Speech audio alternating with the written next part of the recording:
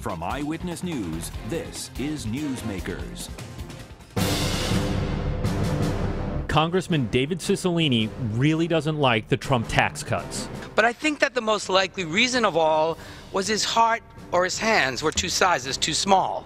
But Dr. Seuss-inspired rhymes did nothing to stop the cuts from passage. Such is the life of a lawmaker trying to get things done in the minority party of Congress. Can Democrats find common ground with Republicans, or are they just holding on and hoping 2018 is the year they take over the legislature? Our guest this week on Newsmakers, U.S. Representative David Cicilline. Welcome to Newsmakers. I'm Tim White. Joining me on the program from WPRI.com, reporter Ted Nesi.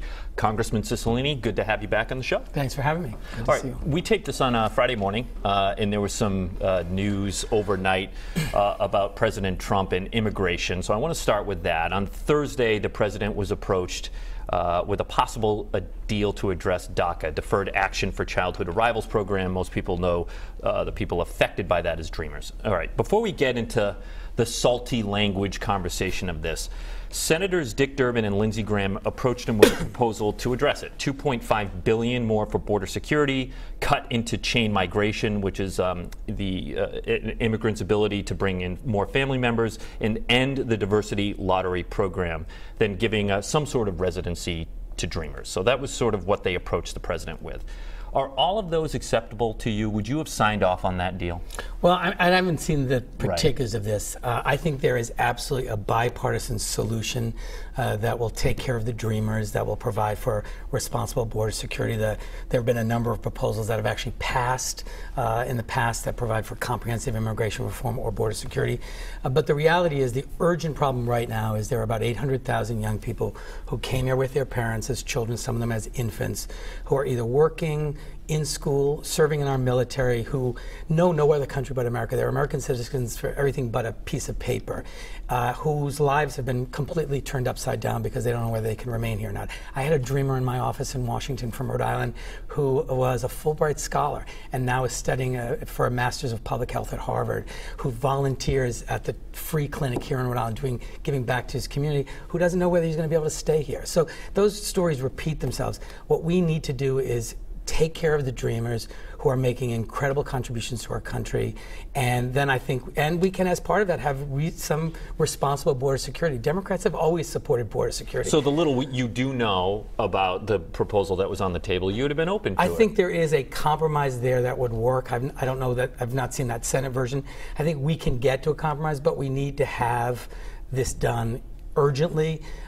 We have about 40 Republicans in the House who have already said they support the DREAM Act. If the Speaker would just bring a clean DREAM Act bill to the floor, it would pass. You need a lot more. No, they have all the Democrats and 40 Republicans. Would that be enough? Yeah. And the president originally, when Senator Feinstein asked him, would you support a clean DREAM Act, he said yes, and then Kevin McCarthy had said, well, you don't really mean that, Mr. President, and he changed his mind. So, look, there's overwhelming support, Republicans, Democrats, Independents, to take care of the Dreamers. These are people we made a promise to that if you register for the Deferred Action Program, that you could remain here, and we're breaking that promise to them. So, look, let's get into the salty language conversation. We can't say exactly what the president allegedly said, and we should say the president on Friday morning denied that he used an expletive when describing certain countries. Senator Durbin has since come out and said, no, he absolutely did say that in the meeting.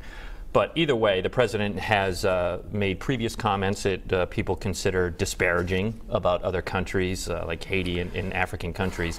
It really is hard to see when you consider that there will ever be common ground to fix this problem.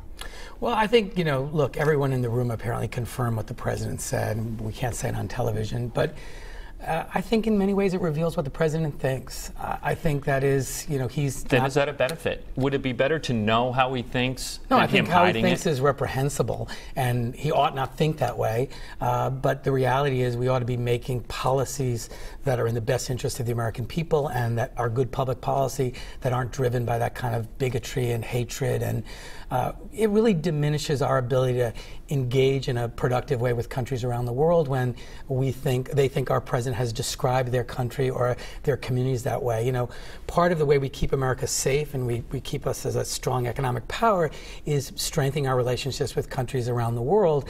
This is diminishing our ability to be a good partner because people think, well, the President of the United States think that about my country or my community. So it's not helpful to the long-term interests of our country. It's embarrassing, frankly, and I'm happy that people have brought it out, and we should all condemn it. No language like that about an entire country should be tolerated by anyone, and least of all the President of the United States. You know, at the same time, without excusing necessarily what the President said, we've had presidents use salty language privately in the past. LBJ, Nixon, Truman, things they said privately.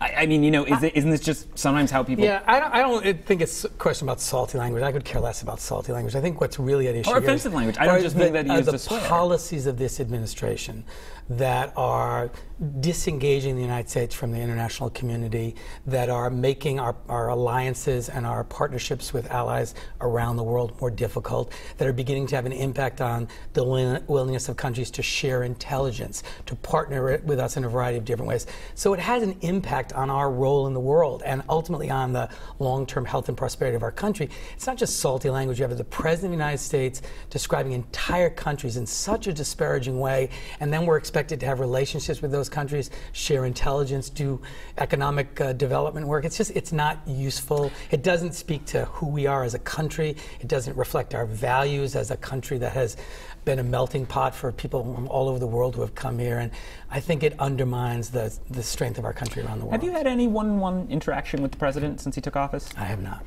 I want to talk to you about the tax cuts. As I said at the top of the show, you're not a fan of them. Any broad-based tax cut proposal, of course, is going to benefit the wealthy more than any other income earner because they earn more money. But that does not mean it doesn't also provide some broad-based tax relief. Do you concede most of the people watching at home right now will see larger paychecks in February whenever it hits? I think there's no question some Rhode Islanders will see a modest increase in their paychecks in the short term. But look, we absolutely need comprehensive tax reform. Our tax code is broken, it's unfair, it's not competitive, and it's been drafted by too many special interests in Washington. What we should have had is an effort in a bipartisan way through regular order with hearings. Last time we did tax reform, it took 2 years, hundreds of witnesses. It was done in a bipartisan way so we could really understand it, or start with a tax cut for middle-class families, for working people. What this tax cut does is 83% of the tax cut goes to the top 1%. 86 million Americans will see an increase in their taxes over the term of the bill. In the short term, they may see decrease, but over the long term, because they're temporary, they'll see increases. But the Republicans say that. No, we've heard it before. The Republicans say that there's no way Congress is going to let that actually expire. We have no guarantee of that. You have $1.5 trillion in deficit created. That has to be paid for. How is it going to be paid for? By either increasing taxes or cutting services. And the Republicans have already said this is phase one. Give away $1.5 trillion to the biggest corporations and the wealthiest people in this country, and to pay for it, we'll do entitlement reform, which is code for cuts to Medicare, Social Security, Pell Grants, Medicaid. So this is going to be paid for. It's going to be paid for by working families. The Tax Policy Center made it very clear. They did an analysis of who's going to pay for this tax cut. It's not the people at the top. It's working families in places like Rhode Island and all across this country who are going to see a reduction in services or an increase over the long term in their taxes. And the truth is, middle-class families, working people need a tax cut. That's what it should have started with. Who should get the bulk of this. But just like so much in Washington, the big, powerful corporate special interests and the wealthiest people who helped write this bill, the lobbyists, if you remember, wrote out some of the provisions. Some of the senators didn't even know it until it came to the floor for a vote. This is an example of paying back a bunch of donors who finance Republican elections. It's not good for our economy. It's based on this trickle-down theory. Let people at the top hold on to all of their money. We just saw yesterday, though, we saw it trickling down because National Grid here in Rhode Island said they're going to lower their rate hike request by about $25 million, mostly because the large reduction in the corporate tax rate is going to reduce how much tax they owe. You yourself criticized Grid's rate increase. That seems like I'm still criticizing it. I'm sure you are. But that's a benefit, right? There are a number of companies who got a gigantic tax cut and are giving some small part of it back to their workers or to consumers. They should. Good for them.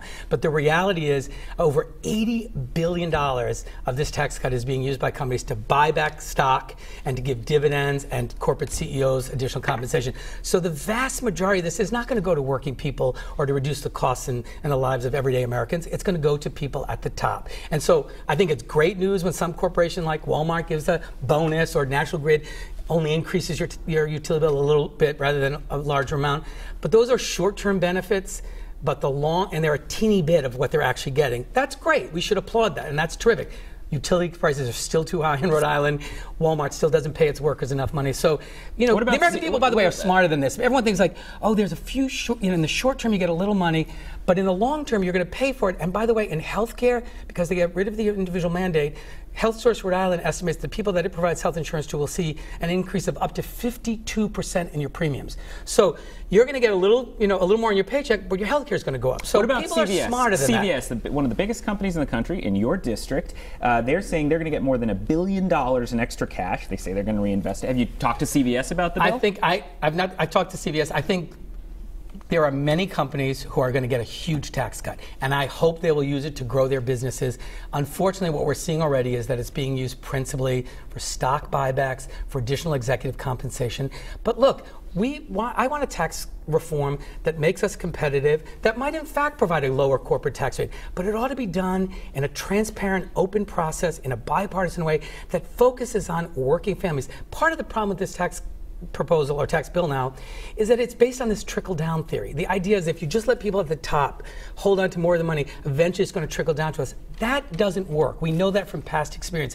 And the reason it doesn't work is the way that you grow jobs in Rhode Island and grow jobs in this country is you grow the middle class. You make sure people have more money in their pockets so they can create the demand on businesses for goods and services that creates new jobs. You go to small businesses in Rhode Island and you say, what do you need to add a job? They'll tell you, I need customers. I need people to buy what I make and I sell. And that's why in economic theory that says focus on the middle class, making sure people's incomes increase in a sustainable and permanent way. So do you dispute that if companies have more cash, that they will spend some of that on capital expenditures, on investments? No, I think there's some evidence they'll spend some part of it. The vast majority of what they will do is what they've done in the last time they got a big tax cut, and this one's even bigger, is they'll give it to buy back their stock to increase the value of their company. They'll give additional executive compensation.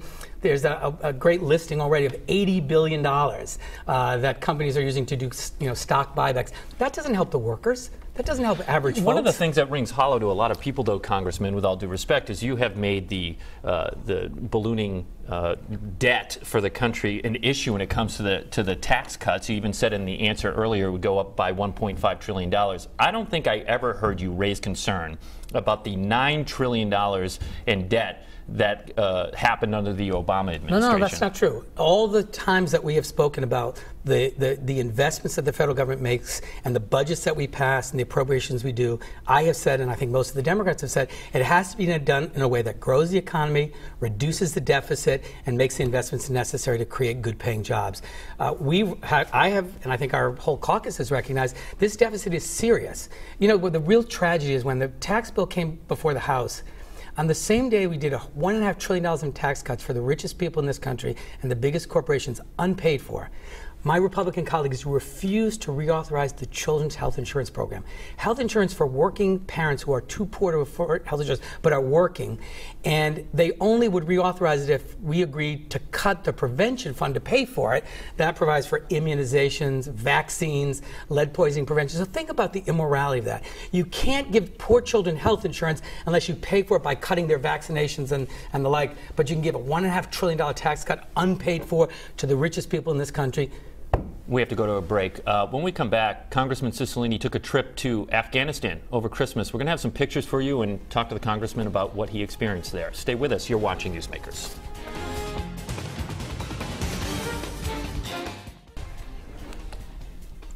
Welcome back to Newsmakers. I'm Tim White.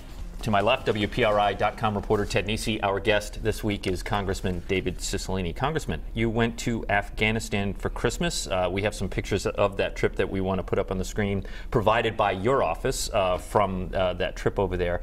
I'm curious what you experienced. What did you see?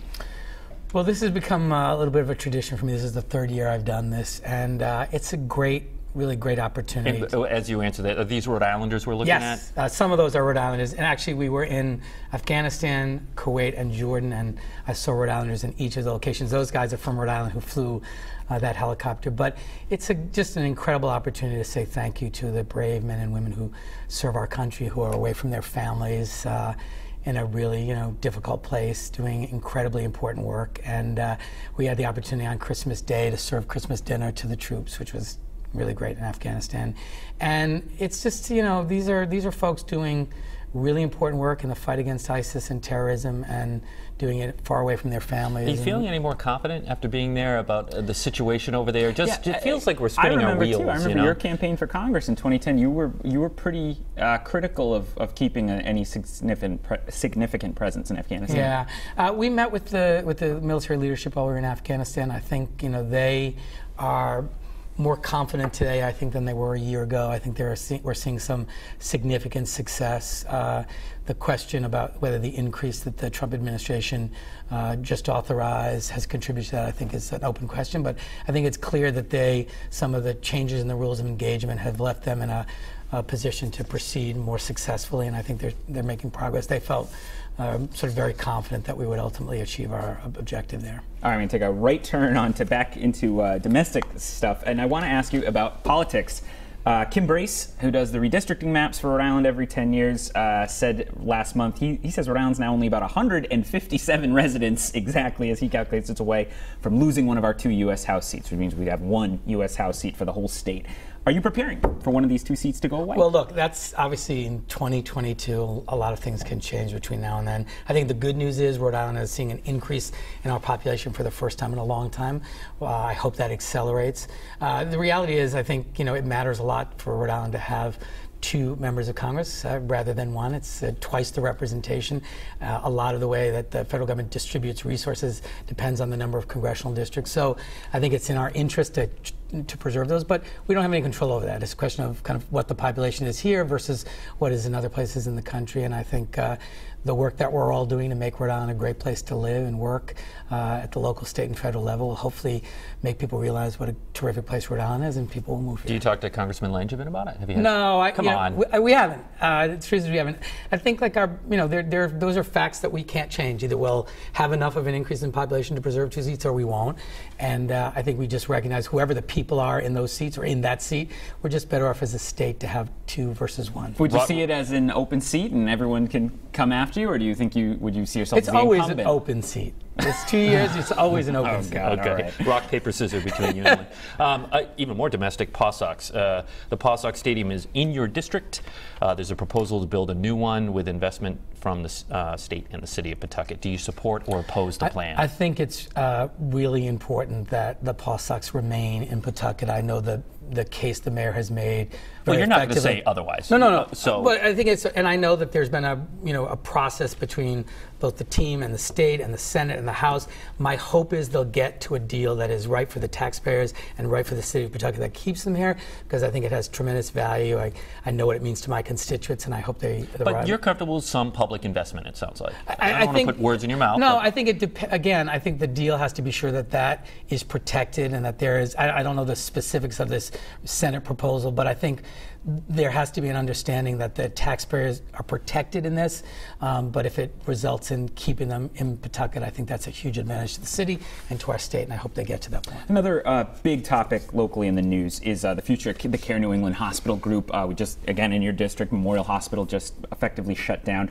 Brown, your alma mater, came out yesterday with a proposal to work with Prospect Medical to buy Care New England, and Brown's president, Christina Paxson, made clear she's very worried about what will happen if the Care New England Rhode Island hospitals fall into the hands of Partners Healthcare of Boston. She thinks it would be bad for the state. What do you think about that? Yeah, I mean, I have tremendous respect for Chris Paxson, not only because of her knowledge about healthcare, but her background as an economist. And I'm looking forward to learning more about this Brown proposal. But I think she's raised some very serious issues that have real concern. And I think this is kind of an interesting idea of Brown playing a role in preserving this important healthcare delivery system. So I'm going to learn more about it, but I think it's an exciting idea. The president is looking to move the American embassy in Israel from Tel Aviv to Jerusalem. What are your thoughts on that? Is Jerusalem, in your view, the capital of Israel? I don't think there's any question Jerusalem is the eternal capital of the State of Israel. That has always been the position of the United States. I think there's no question that the moving of the embassy there, it will ultimately be the resolution of that issue in a negotiated settlement. I think there's no question that it's made it more difficult for the United States to be perceived as an honest broker when this very important issue was sort of unilaterally decided by the United States. But so you support the move, just not how it was done. Well, I don't think there's any question that a final settlement between the Israelis and the Palestinians will identify Jerusalem as the capital of Israel. And eventually our embassy, I hope, will be there. But I think, the question about whether or not this announcement advances or undermines the peace process. The Trump administration said they were beginning this peace process, which I think is really important. American leadership really matters here. It's hard to imagine how this announcement will help advance the restarting of the peace process. Now, it did seem like the initial reaction was there was a lot of criticism, but it seems to have sort of quieted down. So maybe it won't be as much of an impediment as I worried about. But I hope, more importantly, that we can play an important role in moving the peace process forward and eventually resolving this conflict between the Israelis and Palestinians. This is a question a week ago we would have all laughed, but I'm asking it in all seriousness now. Do you think Oprah could be a viable candidate for the Democratic presidential nomination in 2020? Look, I think I think the election of Donald Trump has made it clear that the kind of traditional pathways for the U.S. presidency are no longer what we always thought. He's was a television reality TV star. So I think, in one way, it's what's great about this country is that anyone can run for president, and no matter where you come from and what kind of life you've had, you can just run. Oprah is hugely successful, has tremendous resources, has tremendous following. So I can't say that there's no way it could ever happen. I don't think that she's likely to be a candidate, just my gut. And I think in many ways, maybe after President Trump, what people will be looking for is someone who has some real experience in governing and leadership and understands foreign policy and understands domestic policy.